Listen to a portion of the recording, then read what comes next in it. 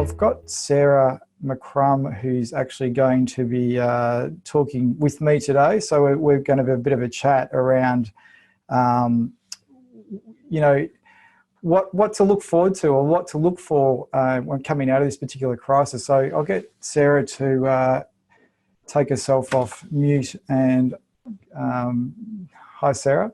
Hi, Matt. So today we're going to have a chat. So Sarah and I have a podcast that we talk on a weekly basis, and we've been speaking for many years, and we've had great conversations over those years around sort of, you know, combining Sarah's teachings with my teachings, coming from different angles, and fundamentally solving problems in business for business owners to have a better life. And so we thought we'd create a podcast and actually record those conversations rather than just sort of have them privately so people can get the benefit of them. But we thought today it'd be a good opportunity for us off the back of really what Sarah was talking about in the first time she presented to this forum. Because the first time I presented to the forum was very much a time of fear. You know, people were starting to be very anxious and concerned, and, you know, in challenging times, and we were talking about managing stress. And really the purpose of the managing the stress and the anxiety was to ensure that we're able to make clear decisions about the future and where we're going and what we're doing, as opposed to sort of being anxious and uptight. So that the calmer you are, obviously, the better decisions that you're going to make. And now we're sort of, you know, 8 weeks into this from a, you know, working from home perspective and kind of a new world. And I've been having lots of conversations with business owners, as Sarah has too, just in terms of starting to think about, well, what does the future look like? And how do we design our businesses to being what we want them to be? Fundamentally from a sustainability and enjoyment perspective, because I was getting a sense, and Sarah was too, around the fact that we're on an unsustainable trajectory in our lives and businesses in terms of just the frenetic pace in which we were required to operate them, live them, which creates more stress and more pressure. And a lot of people starting to say, I'm opting out of this, and people starting to think about selling their businesses or moving on from a succession point of view, where I could see it wasn't probably due to the right reasons. It was probably due to the reasons of fatigue more than anything else. And so, you know, we've had a lot of conversations recently about, well, okay, what do we do in relation to that, and how can we ensure that our business owners are supported and keep sustaining their businesses and thriving? And we've got this time now where we can start to reflect and think about designing the business that we want to have moving forward. And one of the key ingredients, as we were talking about earlier this week, Sarah, in our podcast, was around sort of motivation, or the why, and the business purpose. And it's something that a lot of people that have heard me speak before know that I'm pretty passionate about, in terms of, you know, the whole principle around why. Why do you do something? Why do you go into business in the first place? And we thought, okay, with that in mind, it'd probably be worth having a conversation around talking about that business purpose, because really business purpose, you know, the very successful businesses in the world seem to have a very clear purpose, and it's very connected to the business owner. And we see this time and time again. So just thought it'd be great to have a conversation with Sarah today from her perspective, in terms of, you know, thinking about purpose and the differences it makes from her perspective and what she's seen by talking to people about this particular topic. So Sarah, just probably initial thoughts around some of the things that we've spoken about, you know, in the recent weeks, and even just off the back of that introduction. Well, what comes to my mind immediately actually is a number of stories that you've told. Almost every week you have a story of somebody, one of your clients who you've spoken to, and you helped them to connect with the purpose of their business.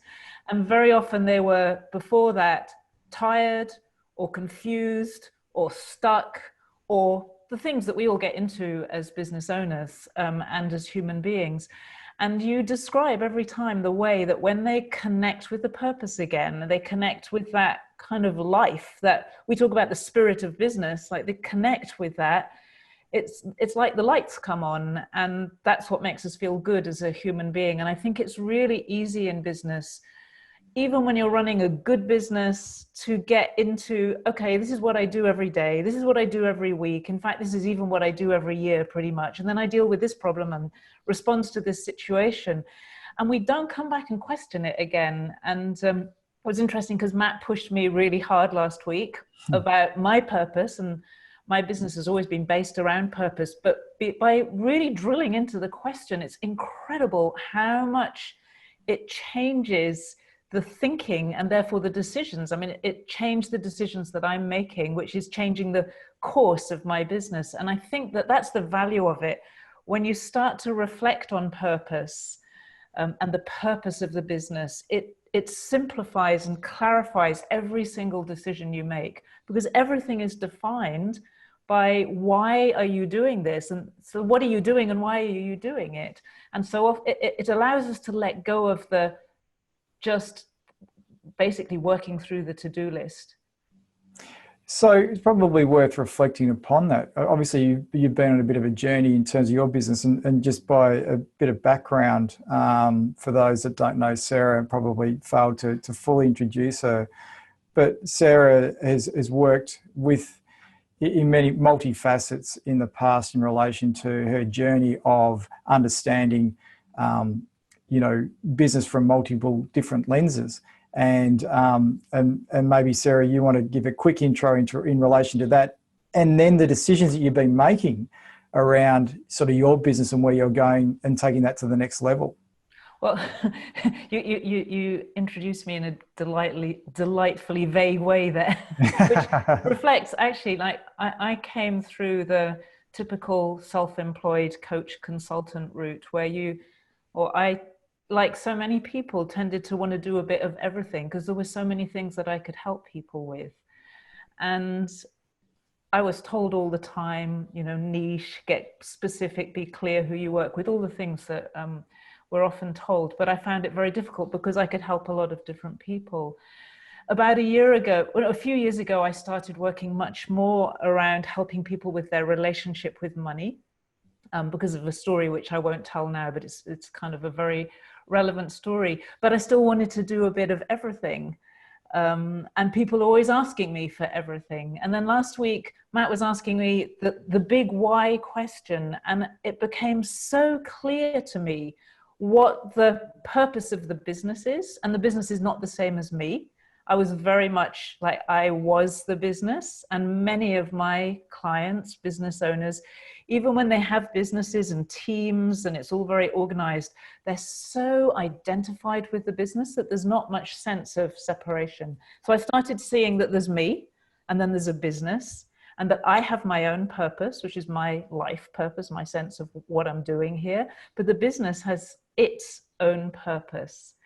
And clarifying that, which for me, I'll tell you exactly what it is. So that my purpose is to cultivate the spirit of generosity in business so that we create a world that works for all of us. That's the phrase, that a world that works for all of us is a phrase from Buckminster Fuller. And that doesn't tell me exactly what to do, but I know that I'm an educator, so it tells me very clearly, and this is what I already do, I teach courses. But it helped me to be very clear about the people I want to work with, who are a specific type of business owner. But that sounds all very kind of ordinary, like we hear this stuff all the time. But I think what happened for me was that, and look, I sold 10,000 courses last year. So I'm already doing it. It's not like, I'm not a beginner in this. What happened was a clarity that allowed me to say, I don't need to do probably 30 to 50% of the activities that I do every single week at the moment, because they are just things that I've been told to do by some business consultant somewhere or some mentor, because that's their thing. And I can ask myself, what will actually get me to the thing that I have decided I'm all about and my business is about most effectively? And it's such a powerful thing. It's actually difficult to describe. Like, I work with purpose all the time, and yet the power of being pushed around this question is dramatic. And I said to Matt on Monday, I said, it feels like I have literally saved myself years of work that I would otherwise have done on the trajectory that I was on previously. And that's why I felt we talked about what to talk about in this forum. And that's why I feel this is so important, because I really see that it can literally change the way you work, change the future, change the success of your business, and simplify it and make it more what you want and less of what you don't want. Yeah, and that's been lots of conversations that I've been having recently about that. You know, always saying, well, design the life that you want to, design the business life you want to have. And I think now we've got this a really interesting and great opportunity to do so, because it's almost like we could potentially reset exactly the pathway, similar to what you were speaking about before, is that you've reset your pathway. And so we can either go back to the way that life was before COVID, or we can actually change to where we want to get to. And by making really good, clear decisions, you've put yourself in a trajectory that's actually going to, as you said, you saved years of potential hard work and work that you probably didn't necessarily enjoy, that wasn't fulfilling. And that's why it's so important to make sure that the motivator, or what I call the why you're doing something, is very, very clear, and going through that. But it's a very, very difficult thing to do. And one of the things that you mentioned before, which may be a bit confusing for people, is around, you said, you know, you've got a business purpose and business why, and you've got your personal purpose, and you said that there's a separation from the two. I'd like to just explore that a little bit more at the moment, because I want to make sure that people sort of start to understand exactly how you can go about doing this, because there is a way of, there's a, you know, a process or a path to do this particular work right now that we've got the opportunity to. So it'd be worthwhile just exploring that a little bit more, to be able to give people that sort of pathway from this conversation. Well, my personal purpose really and truly is about freedom. It's a certain kind of freedom that I can touch into. It's like I know that it's something that's very real for me. I often use the word liberation. I talk about liberation of the human spirit, because I want to feel that, like, fully alive and free in my world, and very creative. That's what's important for me. But that wouldn't make sense as a business purpose. The business isn't about freedom. Your business might give you, for example, financial freedom, or it might give you the freedom to express yourself in a certain way, but it can't alone fulfill that desire for joy or for love or whatever it is that the thing is that really makes you feel good as a human being, because the business is more defined. And so that was very important for me to clarify that. And I did a rebranding exercise recently, and that's where this whole thing about the spirit of generosity, because my work is about money, and it's about a new economy, and it's about how do we do business in a way that is not manipulative and controlling, but has that spirit of generosity in it. So that really made sense to me as a purpose for the business. And then under that purpose, I can think about, well, what do I need to do to help people bring that spirit of generosity into their business? I could do it by being an influencer and being on stage and talking about it. I can do it by creating a course and educating people about it. There are different ways. So then I have to make a choice. You know, Matt says, okay, so what's the why? And what's the what? And what's the how?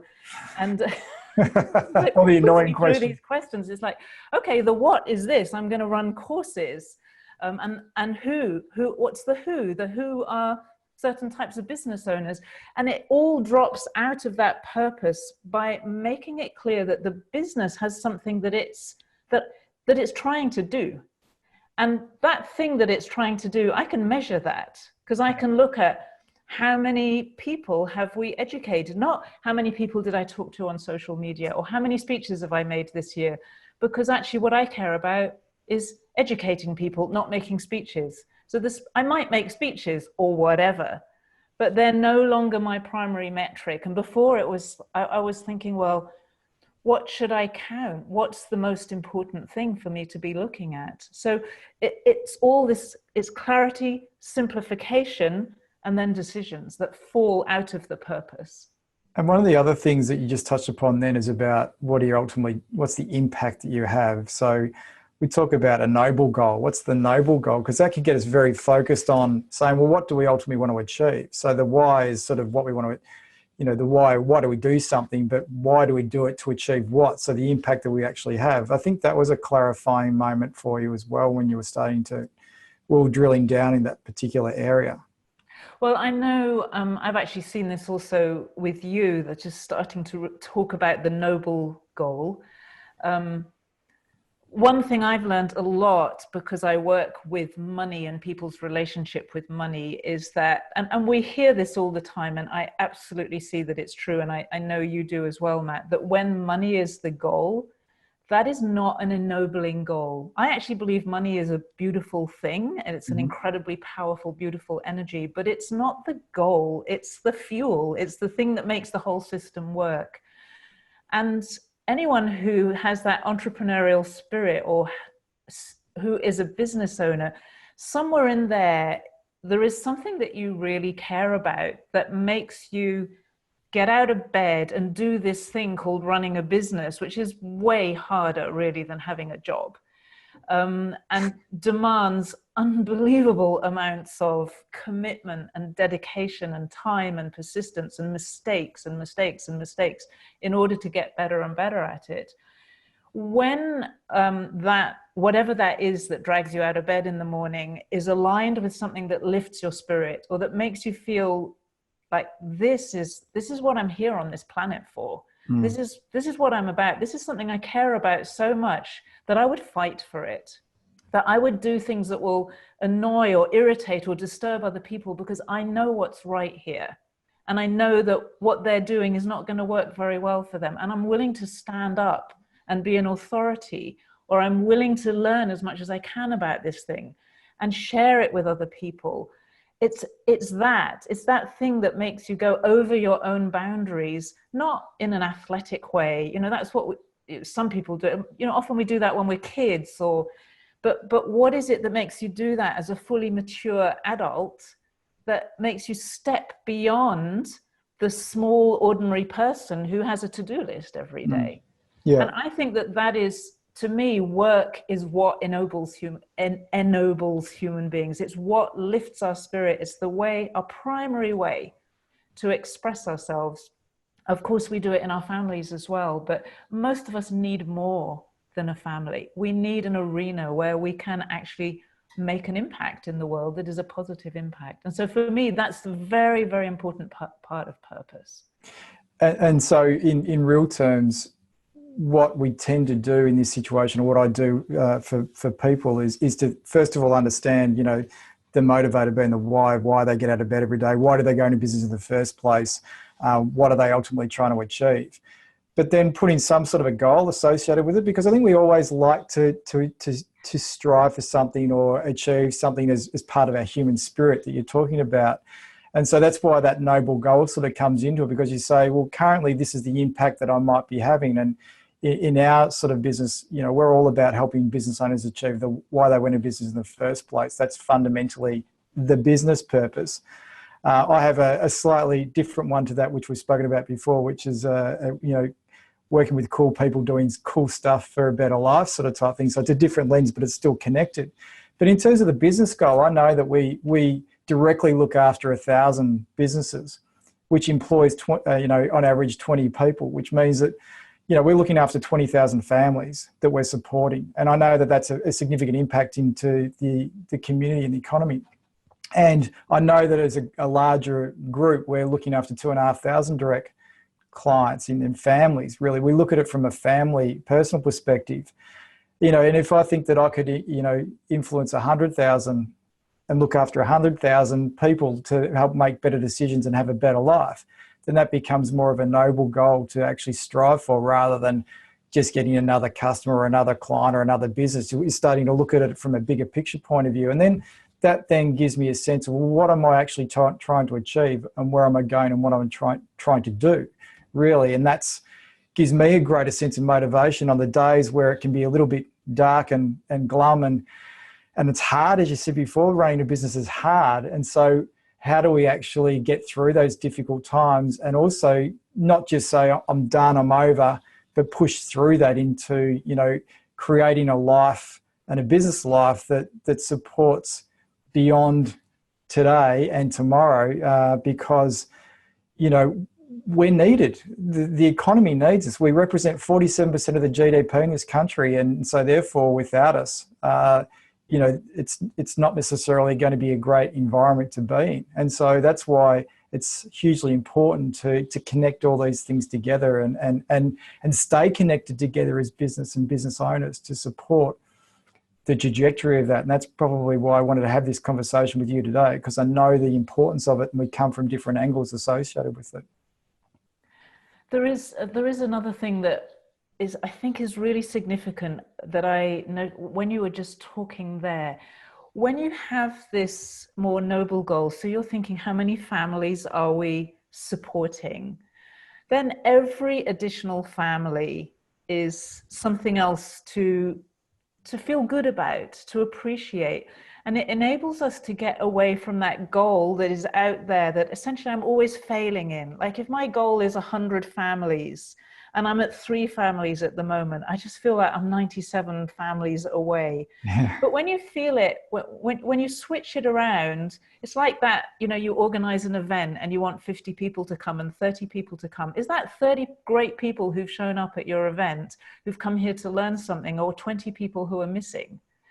And what it allows us to start to count the people who show up and appreciate them, which creates a really warm feeling, rather than always counting the gap between me and my goal. And I think this is a really significant kind of mindset and heart set shift, because it allows us to get into appreciation. And Matt, being a good accountant, what you appreciate appreciates, literally. And that's a fundamental principle of life. And so to be in an appreciative state in business enables good things to grow. So there's a lot of goodness that comes out of finding out what your noble goal or purpose is, what it is that elevates you beyond the ordinary. And I think now more than ever, we need to be really focused on this, because people are going to be very discerning about the choices and the decisions that they make post-COVID. I really do believe that people are going to really focus on who do they want to align themselves with it in terms of maybe employment, who do they want to buy from in terms of, you know, from a customer or client perspective, or supply to. So I think that it's really more now than ever before where we must, as business owners, really stand for something and, you know, connect with the purposes of our business and the purposes of our lives, and make the decisions that we make that are going to, you know, personally, selfishly be fulfilling, okay, and also, but also mean that we're running really significant businesses that have got impact, that are thriving, that we're enjoying our business life from. And I do really believe right now is a great time for us to think about it. Very much so. And purpose creates attraction. You don't have to work so hard because people are attracted towards it. So look, it's been a good chat, as it always is, Sarah. So is there any last sort of statements or comments that you wanted to make in relation to this particular topic? Yes, there is one. You shared an article with me recently that was produced. It was written by McKinsey's, the management consultancy, and I hope you're going to share it in the forum. Sure. It was about purpose in business, and they were talking more about large businesses, but essentially saying that even at the very large business scale, the businesses that don't have that purpose will not succeed in the new world. But the thing that struck me most, which I know from my own work, but I just thought it was so amazing to see this written in that context. They said it takes a lot of time, a lot of commitment, and it is not easy. So this is not a kind of like sit down and have a little chat and then I've got it sorted, or, oh yeah, that purpose question, whatever. It's really hard.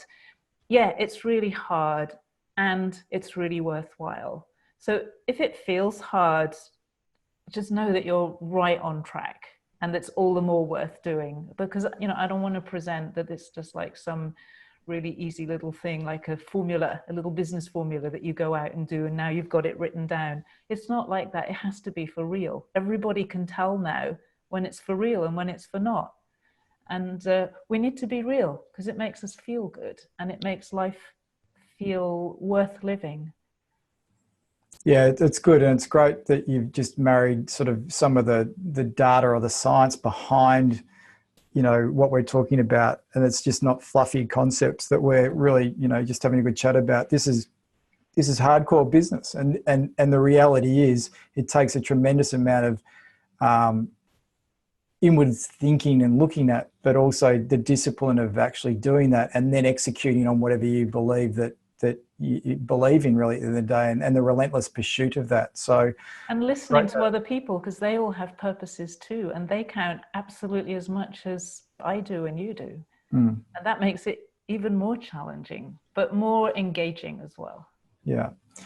So, I mean, you probably worked out that, you know, Sarah sort of comes from a different perspective in terms of thinking about solving problems, and it's helped me tremendously look at different angles of business and looking angles of making decisions from all of the teachings that she's had and learnt and passed on.